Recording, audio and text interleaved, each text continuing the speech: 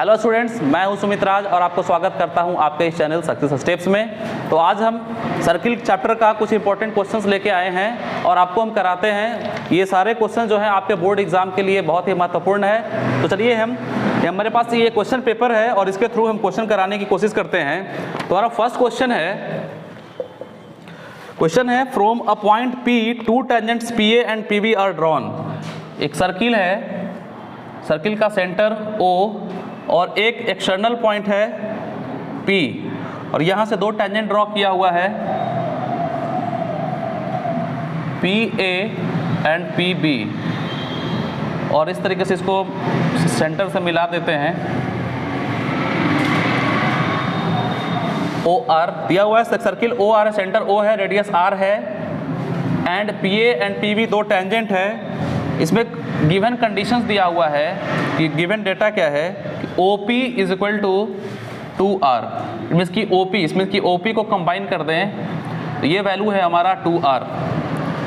Find angle APB, angle APB मुझे find करना है और ये भी बताना है कि एंगल APB जो ट्रायंगल बन रहा है, ट्रायंगल APB, ये किस टाइप का ट्रायंगल है, कि वो इक्विलैटरल ट्रायंगल है, आइसोसेलेस ट्रायंगल है, कि वो स्केलेन ट्रायंगल है। Got it? अब देखो, अब देखते हैं सबसे पहले कि ये हमारा OP का वैल्यू दिया हुआ है 2R एंड OA का वैल्यू दिया हुआ है R।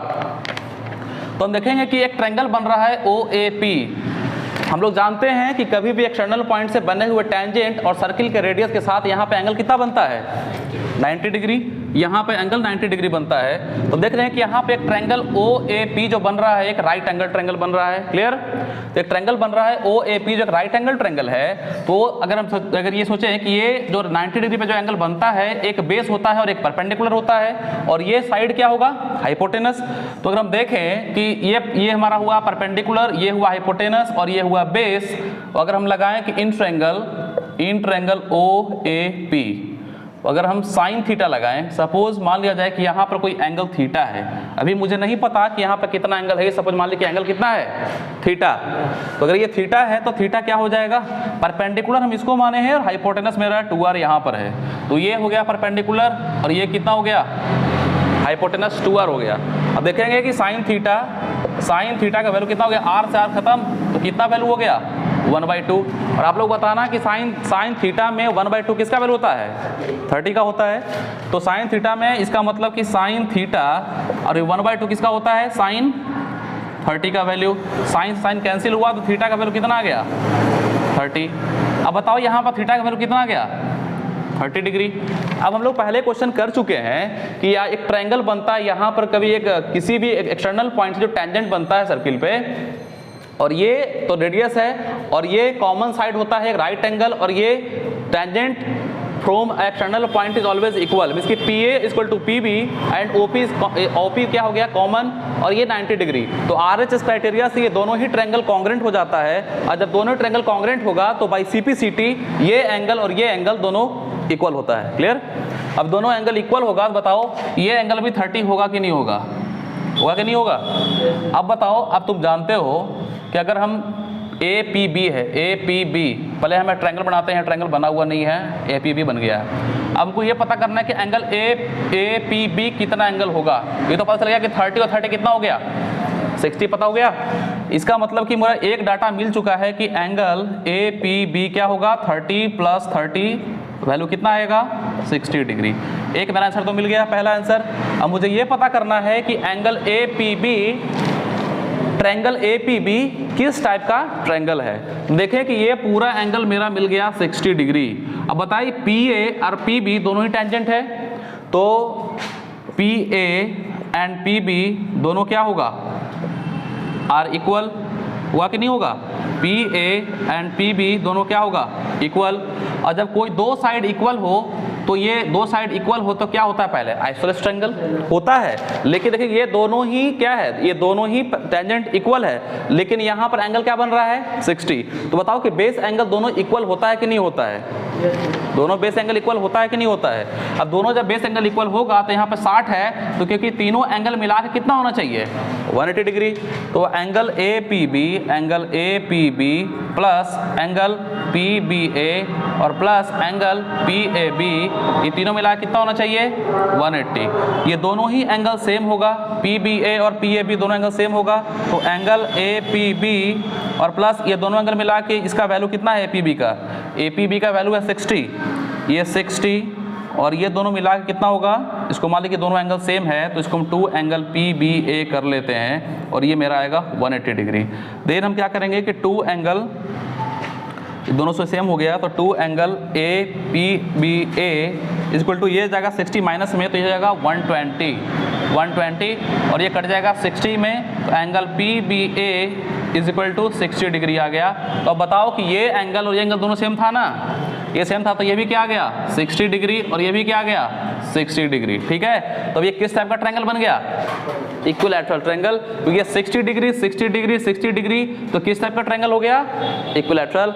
एंड आपका क्वेश्चन ये सॉल्व हो चुका है। ये ट्रायंगल किस टाइप का ट्रायंगल है?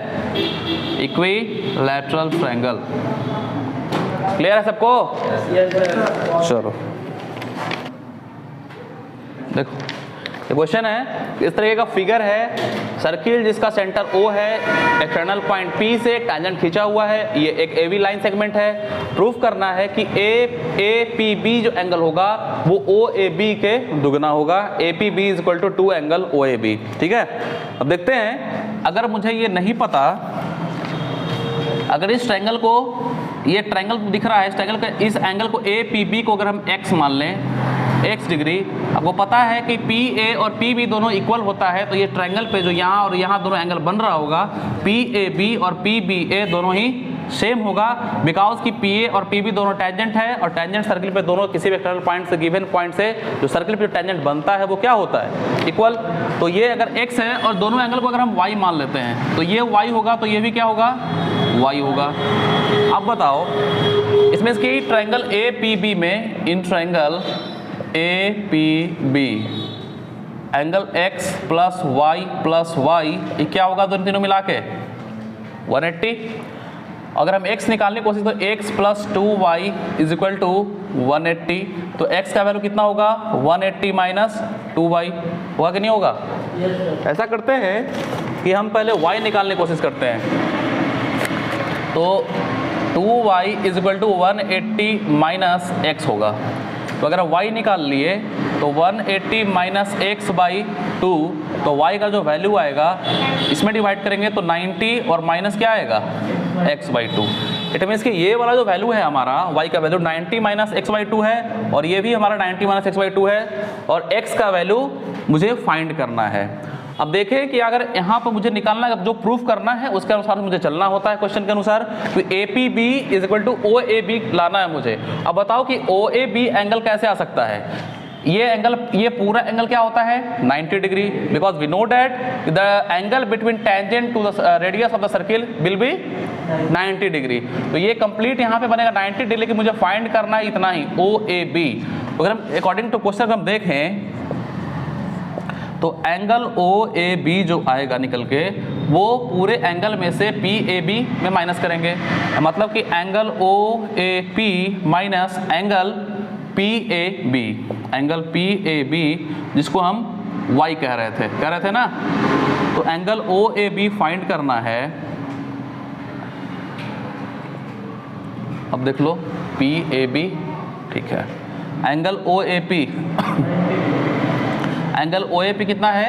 90 डिग्री, माइनस PAB कितना है? PAB y है वैल्यू, और y का वैल्यू क्या आया है? 90 माइनस x बाई 2। तो यहाँ पर लिखेंगे 90 माइनस x बाई 2। यहाँ तक मुझे कोई प्रॉब्लम नहीं है ना?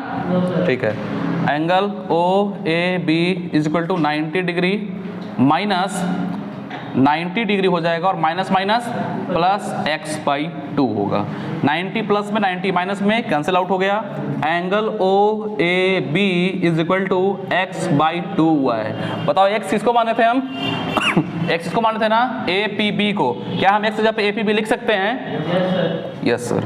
Angle O A B is equal to angle X पे क्या लिखेंगे, angle A P B by कितना लिखेंगे 2, क्रॉस मल्टीप्लिकेशन क्या हो गया, तो एंगल ए पी बी बच जाएगा अकेला, तो angle A P B is equal to angle 2 angle O A B, 2 angle O A B. और इस तरीके से आपका क्वेश्चन ये हुआ प्रूव। सबको समझ में आया? Yes sir. चलो ठीक है, तो चलते हैं अब एक नेक्स्ट क्वेश्चन में। क्वेश्चन है, क्वेश्चन का फिगर दिया हुआ है एंड इसमें गिवन डेटा ये है कि एस और एस रेशियो टी क्यू का वैल्यू 1:3 है एंड आर टी का वैल्यू 4 सेंटीमीटर है and find the length of Q T and A B and we have to find the length of Q T and A B. मुझे Q T and A B का length find करना है। अब देखो ये दो circle है, दोनों ही सर्किल अलग अलग रेडियस का है। ये दोनों सर्किल के साइज पे मत जाना, ठीक है, क्योंकि ये दोनों लगभग सेम जैसा लग रहा है, लेकिन ये 3 सेंटीमीटर का और ये 5 सेंटीमीटर का है। अब देख लो यहाँ पर कि 3 सेंटीमीटर ये 5 सेंटीमीटर और इसमें गिवन कंडीशन है कि एस टी और टी क्यू का रेशियो 1:3 है। बताओ एक एक्सटर्नल पॉइंट ये टी होगा, ये सर्किल पे जा रहा है, तो ये आर टी और एस टी ये दोनों ही टेंजेंट है कि नहीं है? तो बताओ कि आर टी और एस टी दोनों इक्वल होगा कि नहीं होगा? होगा, क्योंकि both are tangent from a given point to the circle and we know that tangent from external point is always equal. ये दोनों इक्वल होता है, तो आर टी और एस टी दोनों क्या हो गया? इक्वल। अब एस टी का अगर ये 4 सेंटीमीटर तो ये भी क्या होगा? 4। अब दिया हुआ कि एस टी और टी क्यू का रेशियो कितना दिया हुआ है? 1:3। तो अगर हम देखें कि अगर आर टी का वैल्यू 4 है, इट मीन्स कि R T is equal to S T और दोनों ही क्या होगा? 4 सेंटीमीटर। और एस टी और टी क्यू का रेशियो दिया हुआ है 1:3। अगर हम देख लें यहाँ पर एस टी और टी क्यू का रेशियो दिया हुआ 1:3, तो एस टी का वैल्यू कितना है? 4। ये 4/टी क्यू हो जाएगा इज इक्वल टू 1/3। तो टी क्यू का वैल्यू क्या होगा यहाँ से? टी क्यू का वैल्यू कितना होगा? 12 सेंटीमीटर। तो पहला क्वेश्चन तो पहले सॉल्व हो चुका है, 12 सेंटीमीटर। समझ में आया? सबको समझ में आया है? ठीक है। And at last we have to find the value of length of A B. A B कैसे आएगा? अगर इस पूरे को हम मिला देते हैं यहाँ से यहाँ और ये पूरा, तो ये पूरा ए बी का लेंथ आएगा। आप देख रहे हो कि ये टेंजेंट है और ये रेडियस है। टेंजेंट और रेडियस के बीच में एंगल कितना बनता है? 90 डिग्री। क्या यहाँ पर भी रेडियस और टेंजेंट है? तो यहाँ पर तो बनना चाहिए 120 डिग्री, 90 ही बनेगा, ठीक है। वो ये 90 हो गया और ये 90 हो गया, तो एक राइट एंगल ट्रायंगल और ये भी क्या हो गया? Right angle triangle. तो ये 3 है, 4 है, तो ये कितना होगा यहाँ से यहाँ तक? 5 सेंटीमीटर। ये 5 है और ये कितना है? ये पता ही नहीं है अभी। अब बताओ, अब यहाँ पर ये एस टी और टी क्यू का लेंथ कितना आ चुका है? 12 सेंटीमीटर। यहाँ पर 12 कर सकते हैं क्या? तो ये 5 है और 12 है, तो भाई पाइथागोरस ट्रिपलेट कितना होगा? ये 13 सेंटीमीटर। एंड अब हम इजीली फाइंड कर सकते हैं ए बी का वैल्यू। ये ए टी कितना हो गया? 5 और टी बी कितना हो गया? 13। तो ए बी का वैल्यू क्या होगा? A T plus T B. It means कि 5 सेंटीमीटर एंड प्लस 13 सेंटीमीटर क्या हो गया? 18 सेंटीमीटर। आई होप आप लोग समझोगे अच्छे से क्वेश्चन को, ठीक है।